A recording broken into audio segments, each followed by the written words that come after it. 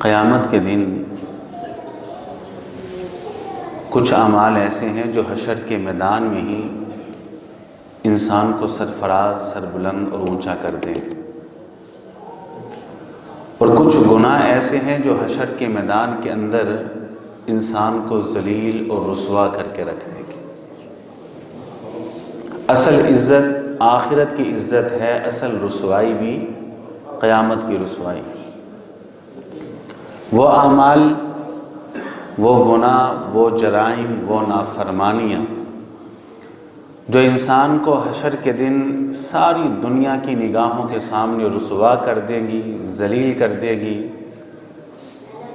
ان گناہوں میں سے ایک گناہ، ان جرائم میں سے ایک جرم، ان نافرمانیوں میں سے ایک نافرمانی، ان بغاوتوں میں سے ایک بغاوت، وہ کون سی ہیں؟ رسول اکرم علیہ الصلاۃ والسلام ارشاد فرماتے ہیں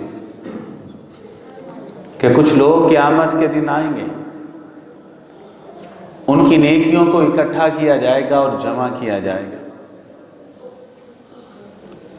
جب ان کی نیکیاں اکٹھی کی جائیں گی تو تہامہ پہاڑ جو کہ دور سے دکھائی دیتا ہے، آپ جب جا رہے ہوں پہاڑی سلسلہ ہے اور جو تہامہ پہاڑ ہے وہ دور سے واضح نظر آتا ہے، ہر نگاہ اس کو بھانپ جاتی ہے، یہ چوٹی تہامہ کی ہے، یہ پہاڑ تہامہ کا ہے۔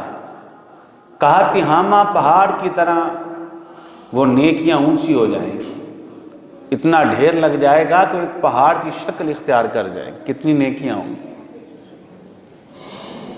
یوں کہہ لیجئے کہ اس کی عمر بھر کی محنت، زندگی بھر کی کوشش، 60 سال کی عبادت، 70 سال کی بندگی، 60 سال کے روزے، 60 سال کی نمازیں، 60 سال کے ذکر اذکار، ساری زندگی کی عبادتیں، ریاضتیں، محنتیں، کوششیں، اذکار، تسبیحات، تکبیرات، تحمیدات، تحلیلات، صدقہ خیرات، سب اکٹھے اور تہامہ پہاڑ کی شکل اختیار کیے ہوئے، تہامہ پہاڑ کی طرح شکل اختیار کیے ہوئے، اچانک حکم ہوگا، آرڈر ہوگا اللہ کی طرف سے، تو کیا ہوگا؟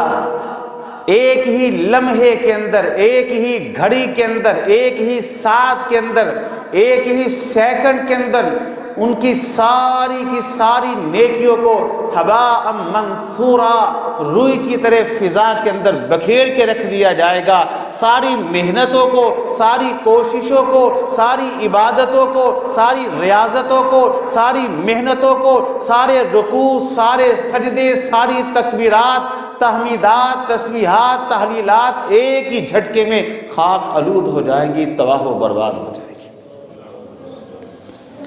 وہ اپنی آنکھوں کے سامنے عمر بھر کی محنتیں تباہ ہوتا دیکھے گا،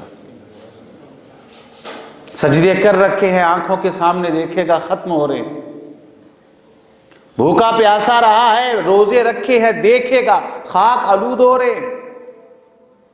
جیسے تیز آندھی اور ہوا چلتی ہے اور پھر گرد و غبار اڑتا ہے، کوئی ایک ذرہ بھی کسی کے ہاتھ میں آتا ہے اس گرد و غبار کا؟ کوئی ایک ذرہ پکڑ سکتا ہے؟ کہا جیسے تیز آندھی اور طوفان آئے اور جو مٹی ہے اس کا جو گرد و غبار اڑتا ہے، کہا اس کے اعمال یوں بکھر جائیں گے کہ ایک ذرے کے برابر بھی عمل اس کے ہاتھ کے اندر نہیں آئے گا۔ صحابہ جب یہ بات سنتے ہیں تو وہ تو کانپ اٹھے، صحابہ کا دل تو دہل گیا اور وہ ڈر گئے۔ تو عمر بھر کی محنت، عبادت، ریاضت، محنت اور کوشش، ایک سیکنڈ، لمحے اور گھڑی کے اندر وہ خاک آلود۔ صحابی سوال کرتے ہیں اللہ کے رسول علیہ الصلوۃ والسلام ان کا جرم کیا ہوگا؟ اتنی جن لوگوں نے نیکیاں کی ہیں، روزے رکھے ہیں، نمازیں ادا کی ہیں، صدقہ خیرات کیا ہے، اتنی نیکیاں ہیں کہ پہاڑ کی طرح اونچی اور بلند ہے، اب اندازہ کریں کہ جس انسان کی نیکیاں اکٹھی کریں اور وہ پہاڑ کی شکل اختیار کر جائے، کتنا اس کے پاس اعمال صالح۔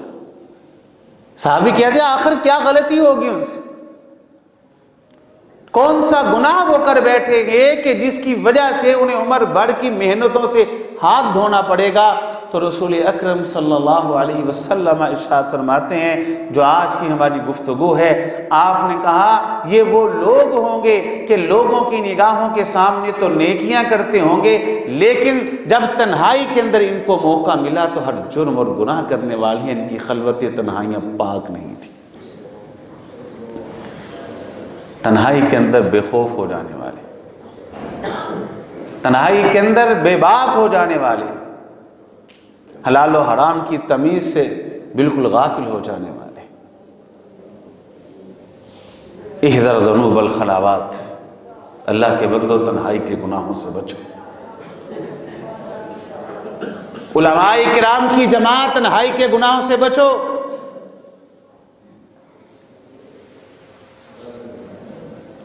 عمر رسیدہ افراد، بزرگوں، تنہائی کے گناہ سے اپنے آپ کو بچاؤ۔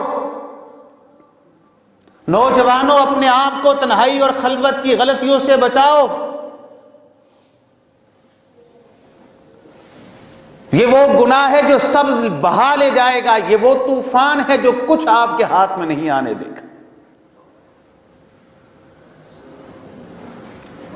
احذر ذنوب الخلوات، تنہائی کے گناہ سے بچو۔